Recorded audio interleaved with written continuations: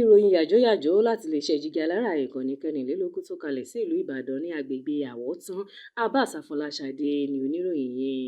Ọlọ́kanjọ̀kan àrùn ló lè kọlu ọmọ ìkókó, ṣùgbọ́n àwọn kan wà tí wọ́n lè fa ikú ọmọ láìpẹ́ ọjọ́ rárá. Àwọn àìsàn mẹ́rin wà tí kò lè pa ọmọ ìkókó, ṣùgbọ́n kò ní jẹ́ kí wọ́n dàgbà nínú rírìn tàbí sọ̀rọ̀. Irú rẹ̀ ni ọmọkùnrin kan, Babátúndé Fáṣọlá, ẹni ọdún méjìdínlógún, tí kò ga ju ẹsẹ̀ bàtà méjì lọ. Àìsàn kan tí wọ́n ń pè ní neonatal la gbọ́ pé ó ń ṣe ọmọ náà.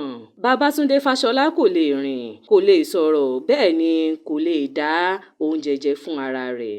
Àfi tí wọ́n bá gba inú nǹkan èlò tí a mọ̀ sí túnbè fún lóúnjẹ jẹ ni o. Olùtọ́jú rẹ̀ Nóyè ṣàlàyé fún akọ̀ròyìn Yorùbá pé láti ìgbà tó ti wà ní ìkókó ni àwọn òbí rẹ̀ gan ti ń tánù. Ẹ̀ka tó ń rí sí ìtọ́jú àwọn ọmọdé ló sì ti padà bá ara rẹ̀ ní nǹkan bíi ọdún 10 sẹ́yìn lọ́sibítù ìjọba ní ìpínlẹ̀ Èkó.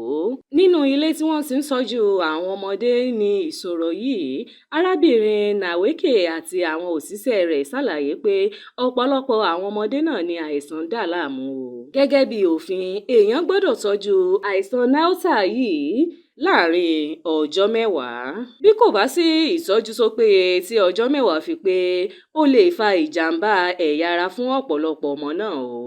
Ọ̀jọ̀gbọ́n Ezika, dókítà àwọn ọmọdé ní ilé ìwòsàn ìkọ́ṣẹ́ ìṣègùn òyìnbó ní ìpínlẹ̀ Èkó, ló ṣàlàyé bẹ́ẹ̀ fún oníròyìn Yorùbá.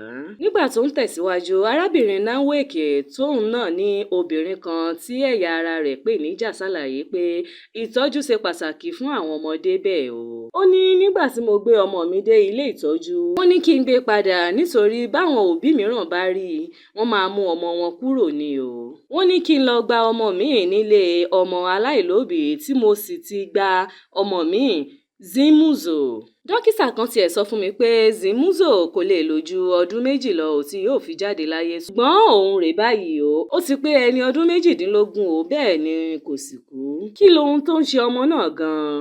Ìyá rẹ̀ sọ pé òun kò mọ̀ pé àrùn tó ń dààmú ọpọlọ ọmọ àti ìdàgbàsókè Austin ló ń ṣe Zimuzo nígbà tí òun gbé wálé. Ó sọ fún akọ̀ròyìn Yorùbá pé nígbà tí kò dàgbà bó ṣe yẹ kọ́mọdé dàgbà lòun gbé lọ sí ilé ìwòsàn. Ibẹ̀ ni wọ́n sì ti rí i sọ pé Austin ló ń dà á láàmú o. Ìrànlọ́wọ́ tí àwọn àjọ bíi The Oscar Project Foundation béèrè nílùú Èkó wà láàrin ohun tó ń ro àwọn ilé ìtọ́jú àwọn àkàndá ọmọ náà lágbára, gẹ́gẹ́ bó sì sọ o. Àkíyèsí ọmọ nígbà tí èèyàn bá ṣẹ̀ṣẹ̀ bí ó ṣe pàtàkì o. Bí nǹkan kò bá rí bó ṣe yẹ kó rí lára ọmọ ìkókó, káwọn òbí rẹ̀ tètè gbé lọ sí ilé ìwòsàn tó bá yẹ. Kò ní jù báyìí lọ lórí ìròyìn yàjóyàjó fún ti àkókò yìí. Ẹ máa bá wa subscribe sí ìkànnì Jígí Alára ìkànnì kẹrìnlélógún tó kalẹ̀ sí ìlú Ìbàdàn ní agbègbè Àwọ̀tán. Abbas Afọláṣadé ni oníròyìn yìí. Ẹ ṣé púpọ̀.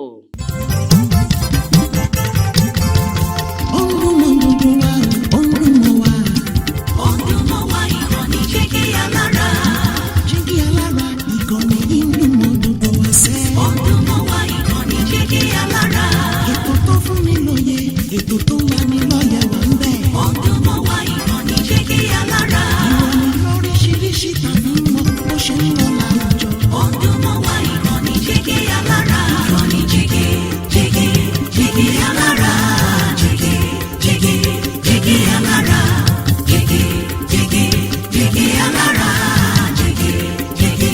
Jígí Alára. Ìkànnì Jígí Alára kẹrìnlélógún, bàbá gbogbo.